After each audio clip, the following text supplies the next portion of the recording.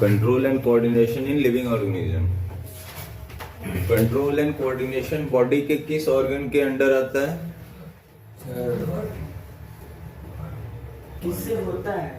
Body का control और body का कोऑर्डिनेशन बॉडी का कौन सा ऑर्गन मेंटेन करता है? और ब्रेन और स्पाइनल कॉर्ड। ब्रेन और स्पाइनल कॉर्ड को क्या कनेक्ट करता है? Blood tissues. उसमें क्या होते हैं? Blood cells. Grey matters. क्या होते हैं? यहाँ पे बॉडी के कंट्रोल एंड कोऑर्डिनेशन का मतलब क्या है? What is the meaning of control and coordination?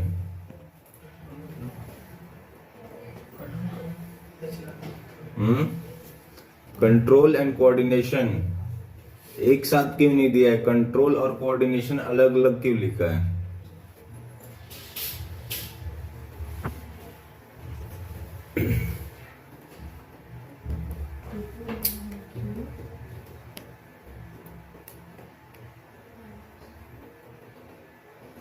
क्या ये बॉडी का मूवमेंट मेरा कंट्रोल है कि मेरा मूवमेंट इतना से इतना होगा मैंने रोक दिया, फिर इतना से इतना होगा मैंने रोक दिया, ये कंट्रोल है? ठीक। और ये दोनों एक साथ हम मूवमेंट कर सकते हैं, ये कोऑर्डिनेशन है। कोऑर्डिनेशन नहीं रहता तो ये अलग अलग मूवमेंट होता है, एक साथ मूवमेंट नहीं होता। तो क्या हुआ? ये कोऑर्डिनेशन। ठीक। मैंने बोला आप लोग बात करो, एक लिमिट तक बात करो। कंट्रोल है कि एक लिमिट तक करोगे, एक साथ बात करो। वो कैसे मेंटेन होगा? कोऑर्डिनेशन। वो कौन मेंटेन करेगा? ब्रेन। ठीक। ब्रेन कैसे मेंटेन करेगा कि सबको एक साथ बात करेंगे? कमांड देगा। क्या कमांड देगा? क्या मेंटेन करने के लिए कमांड देगा ब्रेन? सबकी फ्रीक्वेंसी मैच करानी है। सब एक फ्रीक्वेंसी में बात करेंगे तभी तो एक साथ बात कर पाएंगे। वो फ्रीक्वेंसी कौन मेंटेन करेगा? ब्रेन। तो पहला थीम है हमारा sensitivity and response in plants. Sensitivity क्या होती है?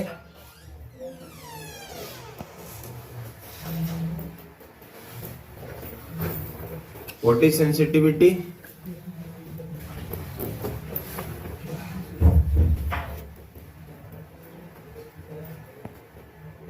What is sensitivity?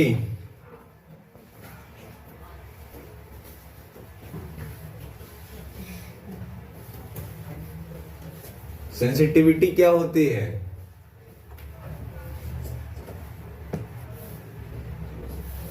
यहाँ लिखा है the surrounding both inorganic and organic in which living organisms are found. क्या लिखा है? The surrounding both inorganic and organic in which living organisms are found is known as environment. The environment never remains static. Static का मतलब रुका हुआ। तो कभी भी environment रुका हुआ नहीं रहता है, हमेशा डायनामिक होता है। It is changing and changeable always. इसको बोलते हैं डायनामिक। जो चीज चेंज होता है वो डायनामिक होता है। Both plants and animals respond to the changes of the environment. The environmental changes may be beneficial to the organisms or may be harmful. Environmental जो change होता है या तो हमारे लिए beneficial हो सकता है या फिर harmful. For survival, living world respond according to the changes of the environment. अगर कुछ environment में change होता है, जो लोग survive करते हैं वो उसके according accommodate कर जाते हैं. That is called adaptation. तो इसका बेस्ट एग्जाम्पल क्या है?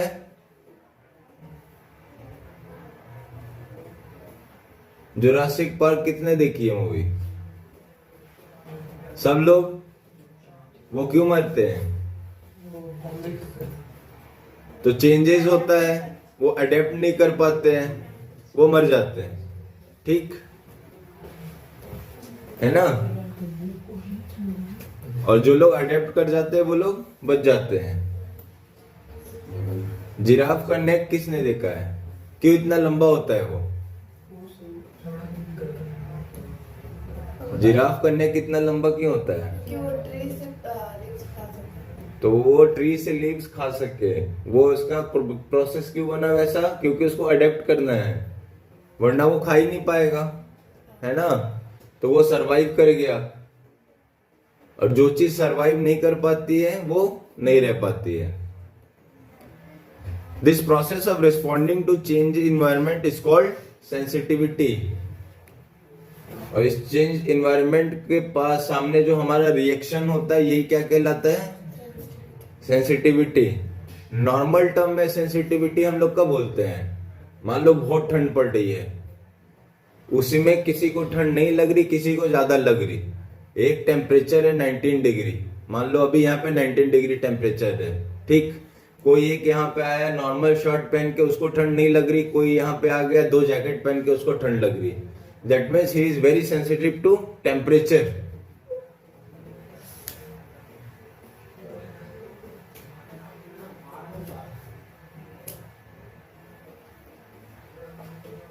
टेम्परेचर से सेंसिटिव हो कि नहीं हो तुम? हो? कैसे पता? गरम लग रहा है तब तो तुम नहीं हो.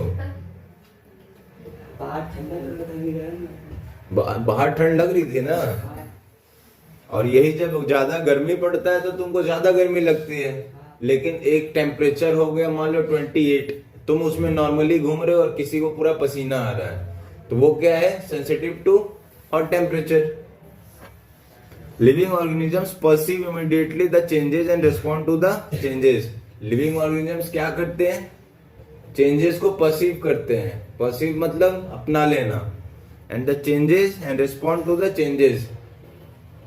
जितने भी चेंज होते हैं उसको अपना के उसके अकॉर्डिंग अपने आप को चेंज कर लेते हैं.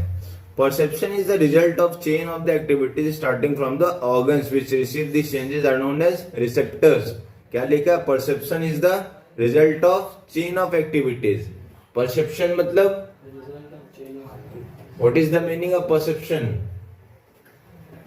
Perception is the result of chain of activities, but what is perception? Perception का हिंदी होता है धारणा. क्या होता है? तो यहाँ पे परसेप्शन किसी चीज का कैसे बनता है? मान लो तुम्हारा एक धारणा बन गया. धारणा का मतलब जानते हो कि नहीं? कोई हिंदी भी नहीं जानते हो?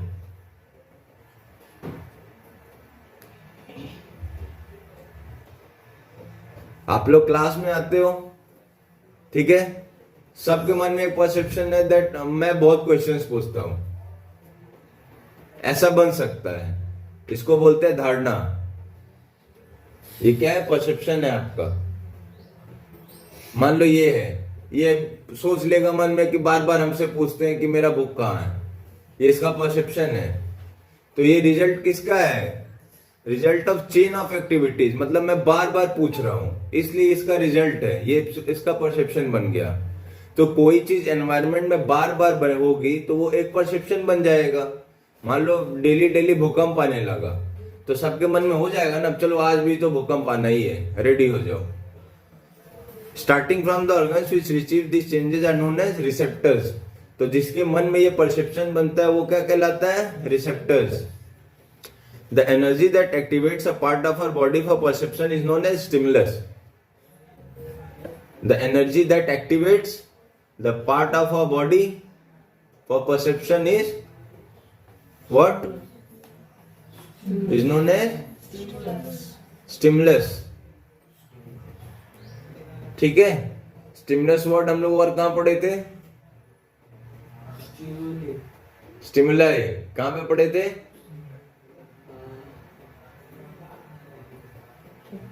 प्लांट में. ठीक है, स्टिमुलस वर्ड का मतलब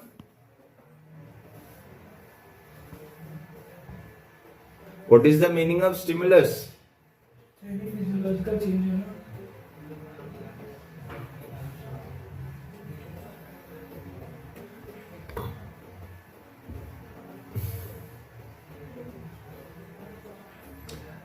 क्लियर लिखे, energy that activates a part of a body.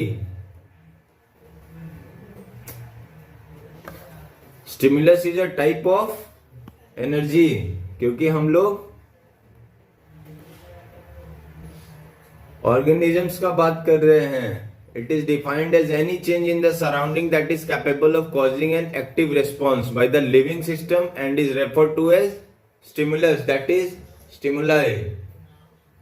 क्या बोल रहा है? स्टिमुलस एक टाइप का एनर्जी है।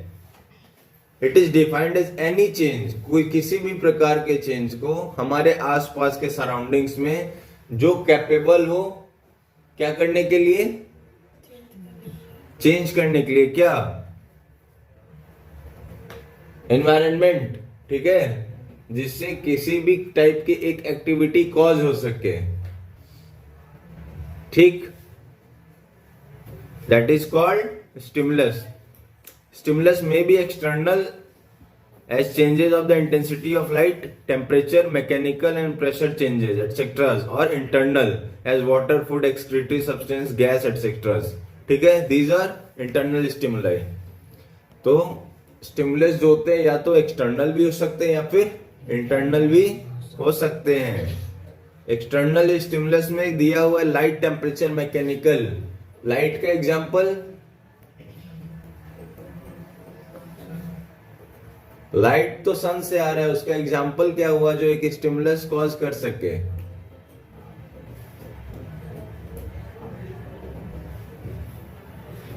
अगर इसको कॉमिक टर्म में बोले तो जादू को एनर्जी कहां से मिलता था? तो वो उसके लिए क्या था? स्टिमुलस था। सनफ्लावर क्यों कोई खिल जाता है धूप में? क्योंकि इसको स्टिमुलस मिलता है, एनर्जी मिलती है। किसी चीज का अगर मूवमेंट स्टार्ट हो जाए सन के एनर्जी से तो उसको क्या मिल रहा है? स्टिमुलस, ठीक है। और मैकेनिकल में तुम्हारी बाइक कैसे स्टार्ट होती है? पेट्रोल नहीं रहता तो स्टार्ट होती है। पेट्रोल के जाते ही एनर्जी मिल जाता है उसको, वो एक्टिवेट हो जाता है, वो उसका स्टिमुलस है, ठीक है। Irritability, responding to stimulus by the living body which is annoying is known as irritability. क्या बोल रहा है? Responding to a stimulus by the living body which is annoying is known as irritability. आप annoy कब होते हो? जब कोई परेशान करता है तो अनोइंग क्या हो गया? आपका रिस्पॉन्ड हुआ ना। That is called irritability. Changes that take place within a living body due to irritability are referred to as response. ठीक, अगर मैं इसको बहुत देर तक इसके हाथ पे ऐसे ऐसे इसको ऐसे करता रहूं, कुछ देर बाद ये अनॉय हो जाएगा, चिढ़ जाएगा एकदम, और रिस्पॉन्स में हो सकता है हाथ उठा दे या अपने आप को दूर कर ले, है कि नहीं? This is called irritability and the response is called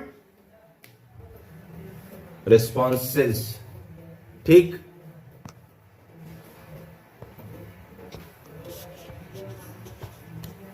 receptors according to the position, ठीक है। अब हर चीज का कोई ना कोई रिसेप्टर होगा। अगर बॉडी के अंदर कोई एनर्जी भी आ रही है, स्टिमुलाई भी है, तो उसको रिसीव करने के लिए कोई रिसेप्टर होगा। रिसेप्टर का मतलब रिसीव करने वाला। तो रिसेप्टर यहाँ पे दिया है उसका टाइप, ठीक है। देखो, both body parts that receive stimuli are known as receptors. जो स्टिमुलाई को रिसीव करते हैं जो भी बॉडी पार्ट, वो क्या कहलाते हैं? रिसेप्टर्स। इट में chemo receptors responding to specific chemical substances. जिस भी टाइप का केमिकल सब्सटेंस आएगा उसके हिसाब से केमो रिसेप्टर्स होंगे जो उसको रिसीव करेंगे। रिसीव करेंगे तभी तो वो आगे जाके काम हो पाएगा। रिसेप्टर्स अगर किसी भी स्टिमुलाई को रिसीव नहीं करेंगे तो उसके खिलाफ रिस्पांस कैसे आएगा ब्रेन का? रिसेप्टर्स अकॉर्डिंग टू पोजीशन, अगर वो बाहर का हुआ या अंदर का हुआ। टाइप दिया है chemo receptor, mechano receptor, thermo receptor and photo receptor. Chemo receptor का मतलब जो केमिकल्स को रिस्पॉन्स करते हैं, ठीक है। वो रिसेप्टर्स जो केमिकली स्टिमुलाइज को एक्सेप्ट करते हैं, ठीक है। दूसरा है मैकेनो रिसेप्टर्स, मतलब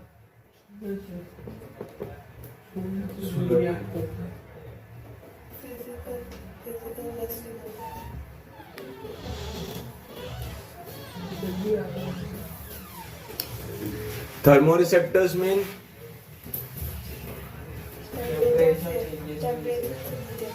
थर्मल वर्ड का मतलब ही होता है टेम्परेचर, ठीक। Last is photo receptor. Photo का मतलब होता है लाइट, ठीक। फोटो का मतलब, और यहाँ पे फोटॉन्स होते हैं, जो फोटो रिसेप्टर्स के लाइट में कौन से होते हैं, फोटॉन्स, ठीक है। अब रिसेप्टर्स के बाद क्या है, कंडक्टर्स। कंडक्टर्स का मीन, अगर कोई चीज रिसीव होगा तो आगे कंडक्ट कैसे होगा, उसको आगे ले जाने के लिए भी तो एक प्रोसेस चाहिए, कोई सिस्टम चाहिए, उस सिस्टम को बोलते हैं कंडक्टर्स। बुक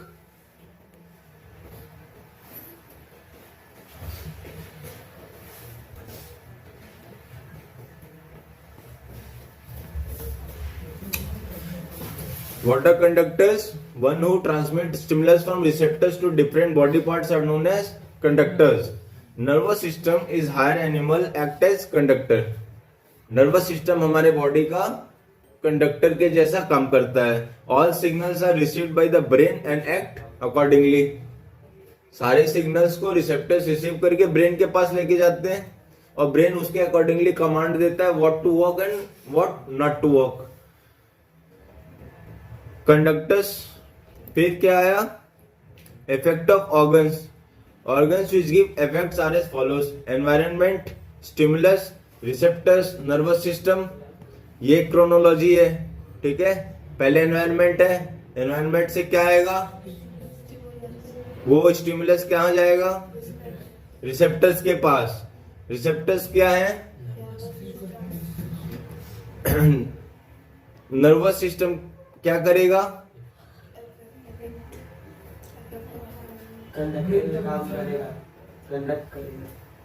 नर्वस सिस्टम पूरा कनेक्शन है बॉडी का, ठीक है. क्या है, पूरा कनेक्शन है. नर्वस सिस्टम रिसीव भी करता है, ट्रांसमिट भी करता है.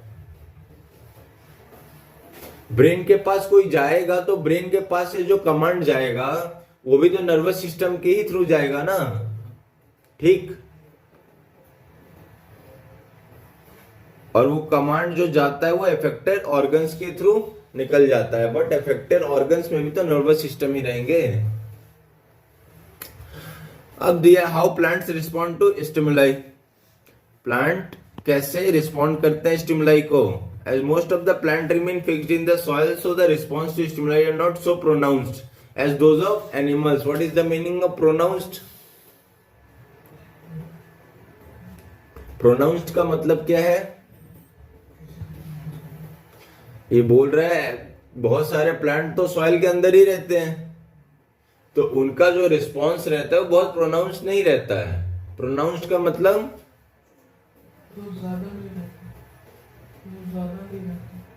बहुत ज्यादा नहीं रहता है. हाँ वो तो ठीक है, बट प्रोनाउंस्ड का मतलब अलग है ना.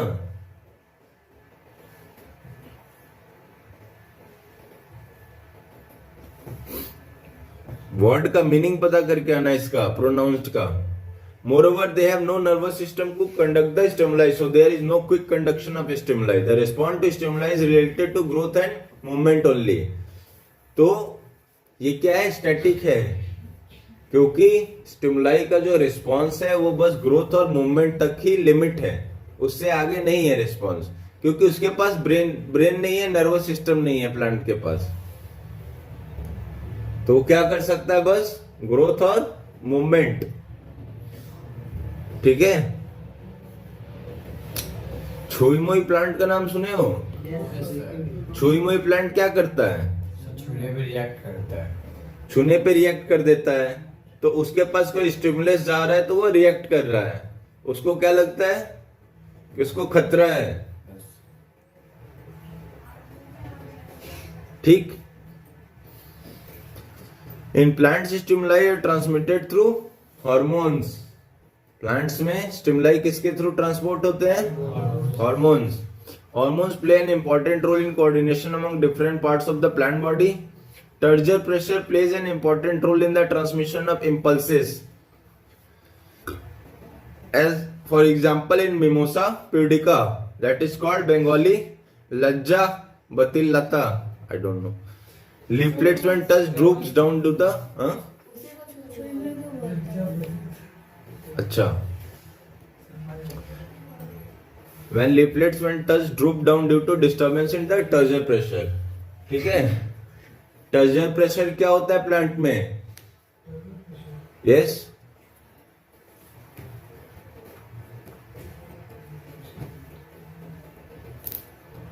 जाइलम फ्लोएम टर्म पता है कुछ? जाइलम क्या होता है और फ्लोएम? तो टर्जर प्रेशर कैसे कॉज होता है उसमें?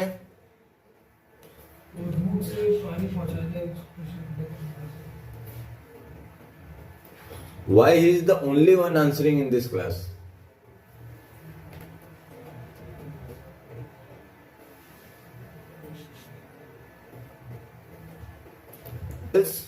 Based on the tertiary pressure of cells, Jagdish Chandra Bose in 1921 proposed vitalistic theory of pulsation to explain role of tertiary pressure in ascent of sap in plants. What is ascent of sap? What is ascent of sap?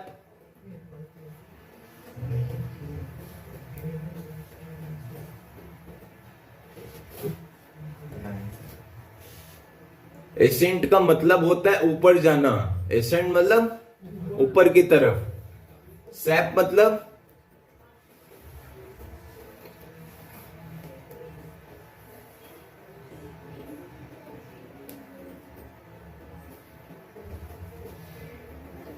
Phloem क्या काम करता है? वो carry किस में होता है?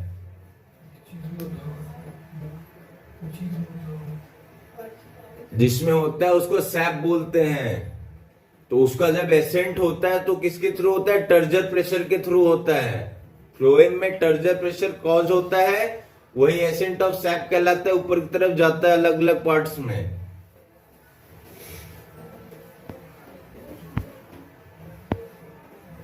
दूसरा क्या है? Movement of plants. Movement of plants दो टाइप का, tactic movement and movement of curvature. क्या है? Tactic movement, movement of curvature. Movement of whole organism in response to external stimuli, type phototactic. समझ आया? Movement of whole organism in response to external stimuli. Light क्या है? Internal stimuli है फिर external stimuli है?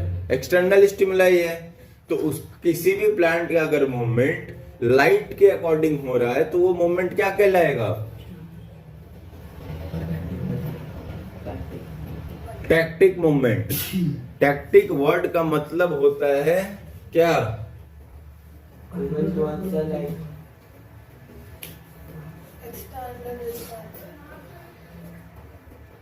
External response, internal response, वो तो ठीक है. टैक्टिक वर्ड का मतलब सारे वर्ड ठीक है उसको जो लाइट के थ्रू जब बढ़ रहे प्लांट्स.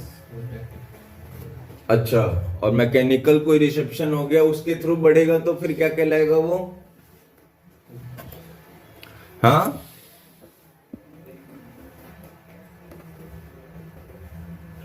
अगर किसी का मूवमेंट पूरा का पूरा होता है, ठीक है, ये नहीं कि अगर मूवमेंट एक छोटे से पार्ट का हो रहा है. If the movement happens of the whole body, ठीक. Movement of curvature second type. What is movement of curvature? Divided into two, tropism and nastism. Tropism में क्या लिखा है? Movement in the direction of stimuli. और nastism में लिखा है turgor movement is response to the intensity of the stimulus.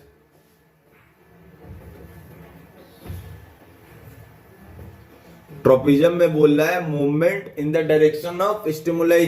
Stimuli का जिस भी तरफ डायरेक्शन रहेगा मूवमेंट उस तरफ होगा, ठीक है. और नेस्टिज्म में लिख रहा है टर्जर मूवमेंट जो होता है response in the intensity of the stimuli. Intensity का मतलब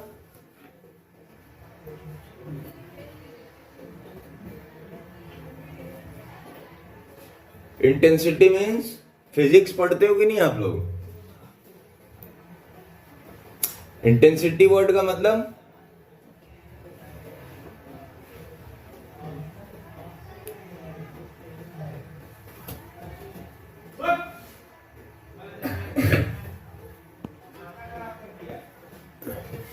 अगर स्टिमुलस का इंटेंसिटी हुआ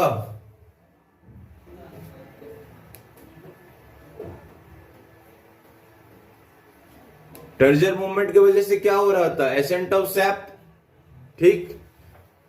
टर्जर मूवमेंट की वजह से क्या हो रहा था? Ascent of SAP. तो उस टर्जर प्रेशर का इंटेंसिटी क्या है? नहीं समझे?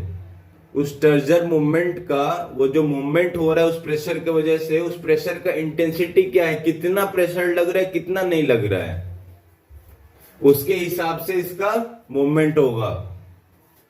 तो उसमें कौन कौन सा है? फोटोनेस्टिक, थर्मोनेस्टिक, सिस्मोनेस्टिक एंड केमोनेस्टिक।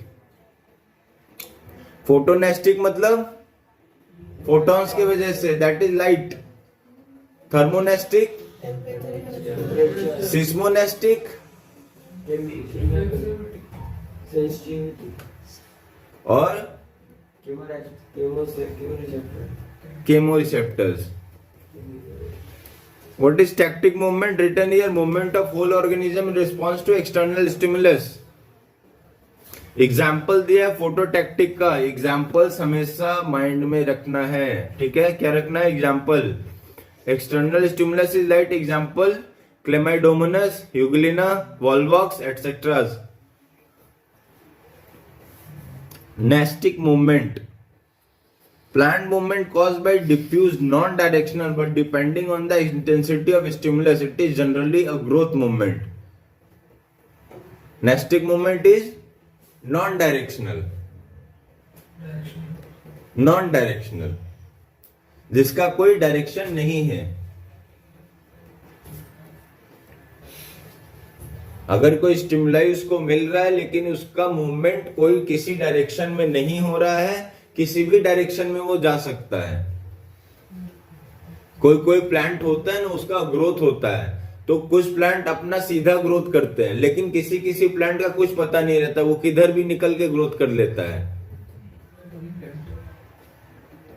वैसे ही ग्रो करता है वो। तो नेस्टिक मूवमेंट है उसका, ठीक।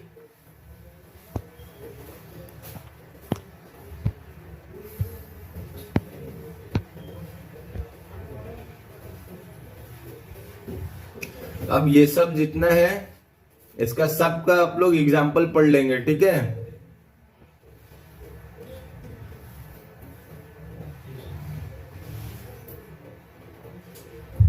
ठीक। अब देखो, प्लांट का जो मूवमेंट होता है वो किससे होता है? प्लांट में तो नर्वस सिस्टम नहीं है, हार्मोन से। तो कौन कौन से हार्मोन काम करेंगे प्लांट में? Auxin, gibberellin and kinins. Auxin, gibberellin and kinins. Auxin hormone क्या करता है? Auxin hormones are synthesised naturally, they are called natural hormones, and those are synthesised artificially are known as artificial hormones, as artificial auxin, artificial gibberellin and artificial cytokinin. A group of nitrogen containing organic acids have indole group, that is called indole acetic acid, ठीक है?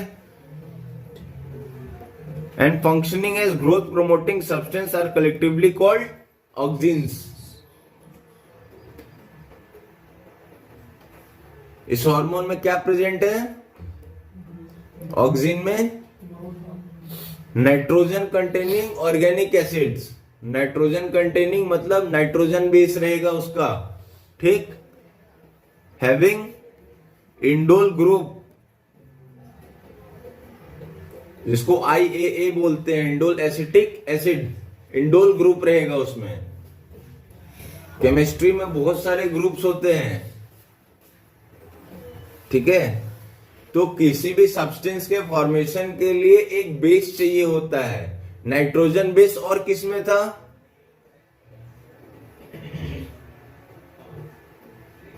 Nitrogen base, good.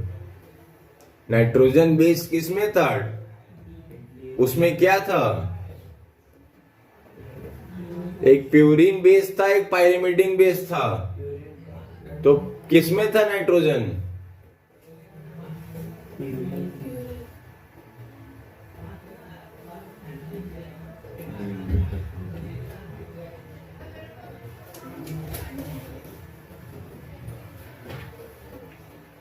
Revision करो, revision. The nitrogenous acidic acid, that is indole, phytohormones which are synthesized at the tip of the root, coleoptile, shoot, apex, etc. are collectively called auxins. ठीक है? They are soluble in water and another plant. Soluble, you know?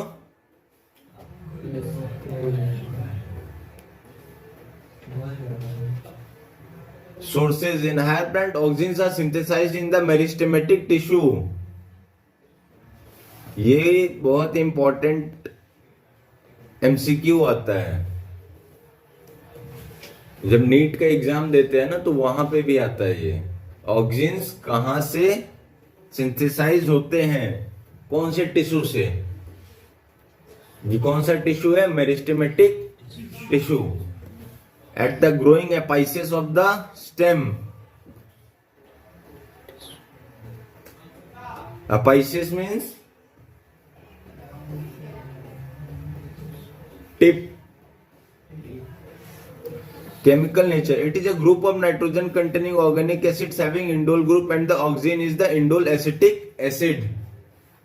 क्या लिखा है? Oxygen भी indole acetic acid कहलाता है। They are basically transported from the site of synthesis, transported through cells only and remain free with combination protein. ठीक?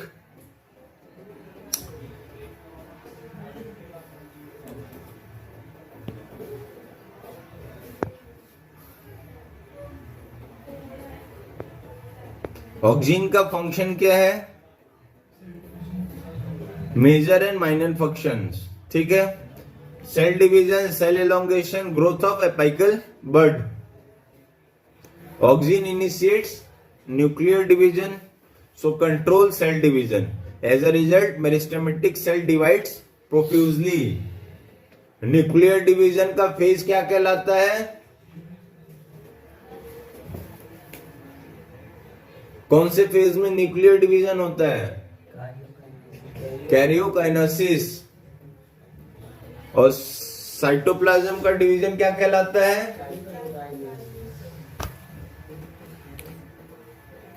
As a result meristematic cells divide profusely.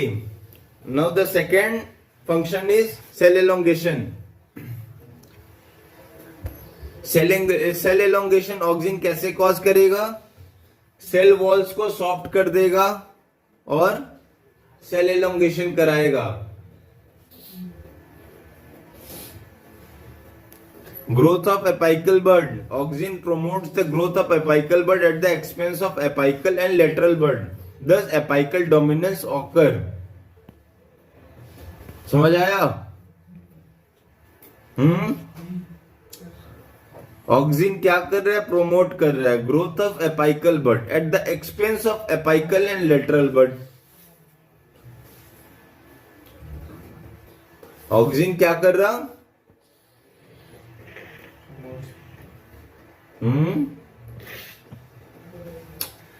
Growth करवा रहा है apical बड का। लेकिन किस कैसे? एपिकल बड और लेटरल बड के ही एक्सपेंस पे।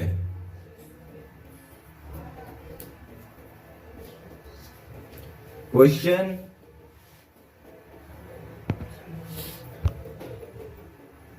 क्वेश्चन?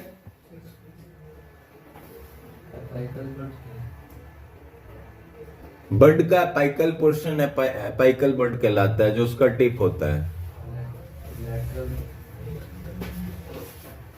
लेटरल मतलब होता है साइड, कोई चीज का साइड पोर्शन क्या कहलाता है? Lateral portion. ठीक,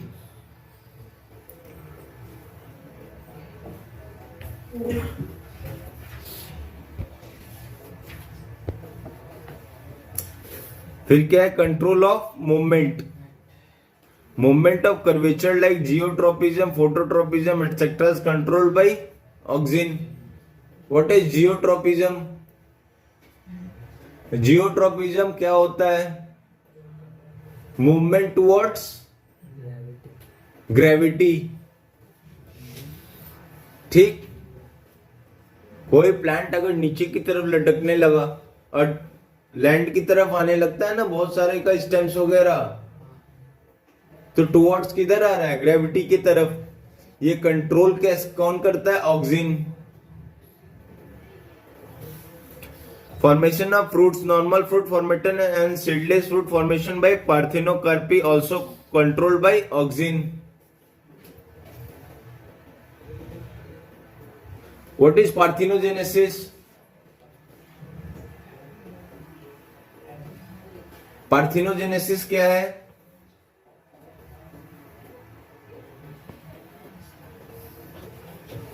Fall of fruit and leaves.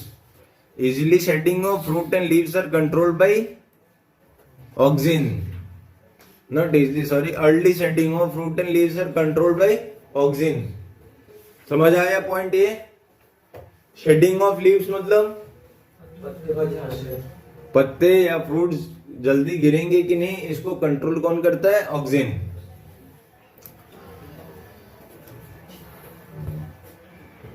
अब आया जिब्रेलिन। जिब्रेलिन सेकेंड हार्मोन है। डेफिनेशन क्या है? नॉन नाइट्रोजिनस ऑर्गेनिक एसिड, इसमें नाइट्रोजन बेस नहीं है। Having terpenoid group functioning as growth promoting substance are called gibberellins और gibberellic acid.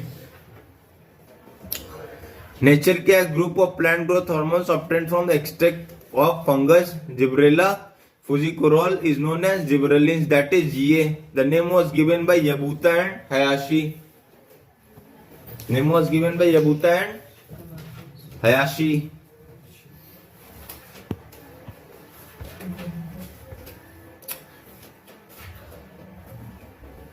It is an organic acid without nitrogen. They are identified as GA1, GA2, GA3, etc. They easily dissolve in water. They both flow upward and downward direction from the site of origin. Different concentrations are required for the growth of different part of plants. Site of formation, ये कहाँ पे form होते हैं? तो auxin कहाँ पे form हो रहा था? What is the site of synthesis of auxin? मैंने बोला अभी, ये नीट के भी क्वेश्चंस में आया था, meristematic tissue. Gibberellins are generally synthesized in mature seeds, germinating seedlings, cotyledons, immature leaves, apical buds and root tips. Function क्या है जिब्रेलिन का? This hormone helps in cell division and cell growth. Auxin भी कर रहा था। Helps in formation of cambium.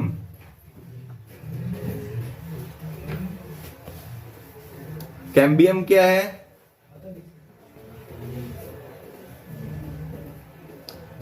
Cambium क्या होता है?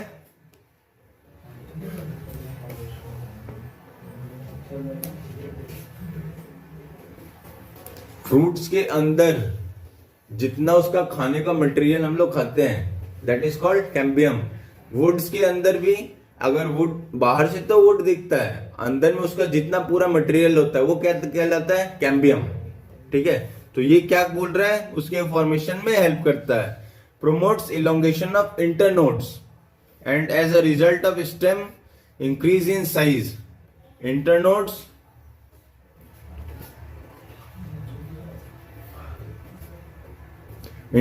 क्या है? What is the difference between inter and intra? Inter माने अंदर, इंटर माने बाहर।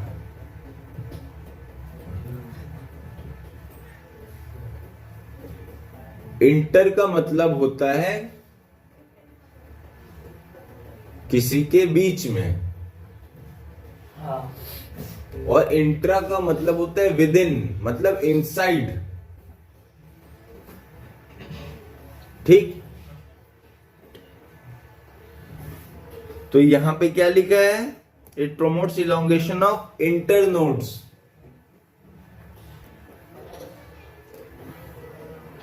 आप लोग शुगर केन देखे हो, शुगर केन का कैसे पार्ट होता है, बीच में नोड्स रहते हैं ना, एक एक नोड के बीच के साइज का इलोंगेशन जब होता है वो कौन करवाता है, gibberellin. Sugar cane is the best example. देखे हो कि नहीं शुगर केन, गन्ना देखे हो ना, गन्ने में बीच में एक रिंग रिंग टाइप स्ट्रक्चर होता है, तो दो रिंग के बीच के स्ट्रक्चर्स के साइज को अगर बढ़ा रहा है, that is called, that is not called gibberellin, that is called internodes. Gibberellin is the hormone which is helping in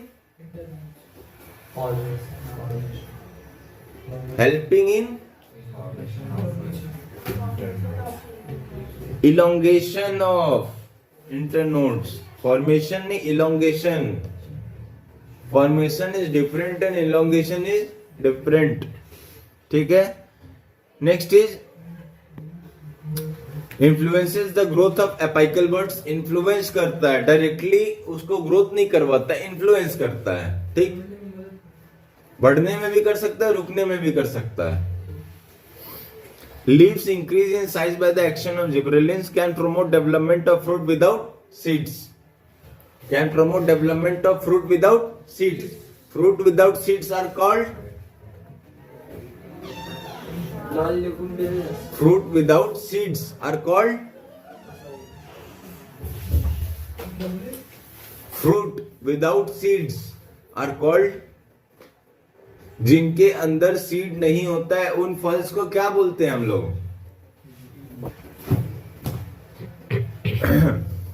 some flowers bloom at low temperatures only. Gibberellin helps these flowers to bloom at normal temperature. In higher plants it takes part in sex determination, used for cultivation of fruits without seeds, used for breaking the genetical dwarfism. Genetical dwarfism. What is dwarfism? Type of disease. होता क्या उसमें,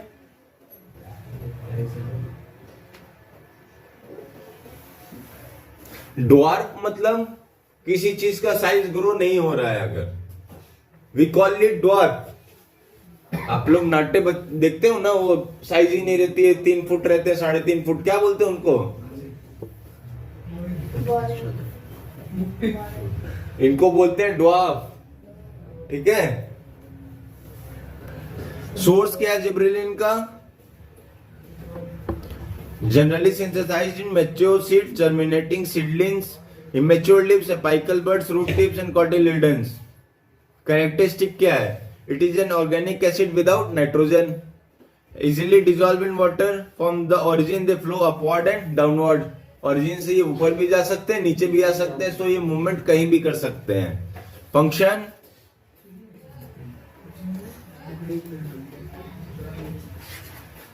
तीसरा hormone कौन सा है, kinin और cytokinin. Group of nitrogen containing basic organic compound having a purine group and functioning as growth promoting substance are called as kinin और cytokinin. तो नाइट्रोजन बेस के साथ क्या प्रेजेंट है, प्यूरिन ग्रुप।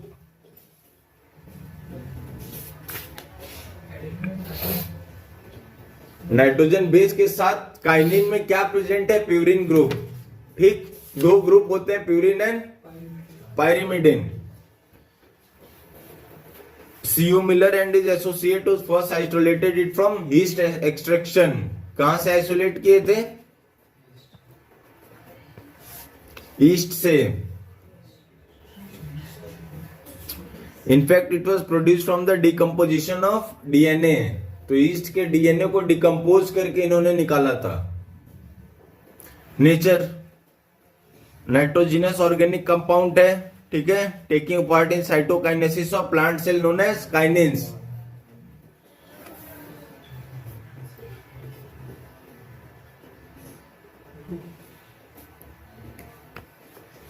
क्या बताया अभी? साइटोकाइनेसिस के बारे में बता रहे थे। क्या? कैसे रिएक्ट करते हैं, कैसे रिएक्ट करते हैं। हम बता रहे हैं साइटोकाइनिन का नेचर क्या है, फॉर्म कैसे होता है, क्या प्रेजेंट है उसके अंदर। साइटोकाइनिन के अंदर क्या प्रेजेंट है?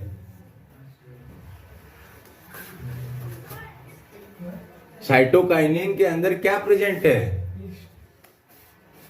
East. You know what is east and bacteria? Bacteria एक टाइप का वो होता है, वायरस होता है। Bacteria is a kind of virus.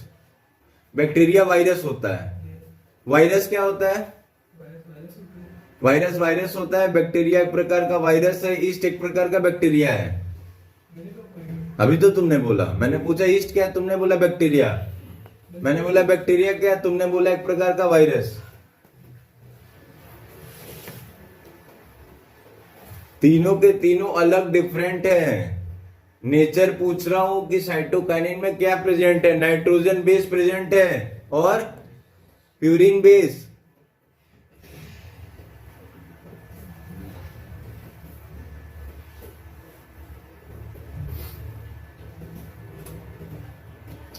Cytokinesis का फेज क्या कहलाता है?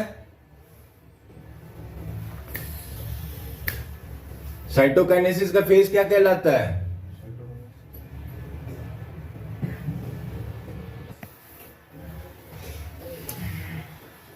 साइटोकाइनेसिस, काइनेसिस वर्ड का मतलब क्या होता है? Division.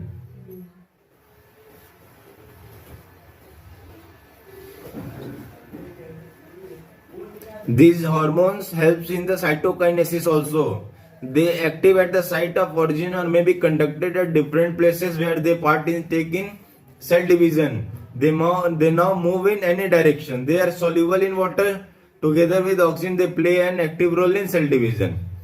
They act as local hormone. They are present in apple, banana, tomato, and seeds. They bring about certain changes in protein and nucleic acid of the cell, and thereby help in DNA synthesis, callus formation.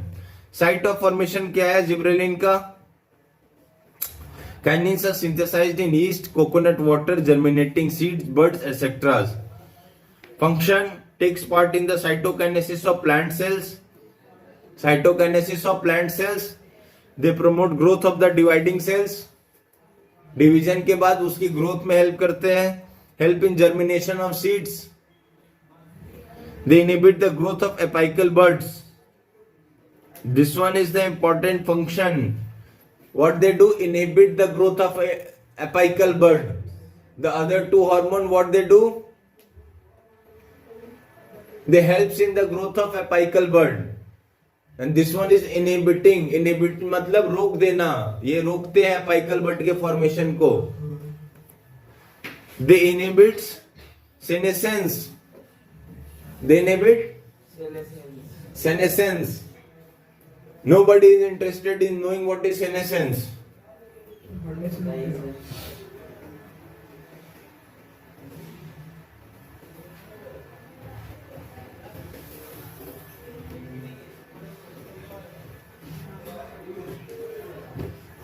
दो word, ये senescence और इसके पहले और एक word बोले, दोनों का आप लोग मीनिंग पता करिएगा.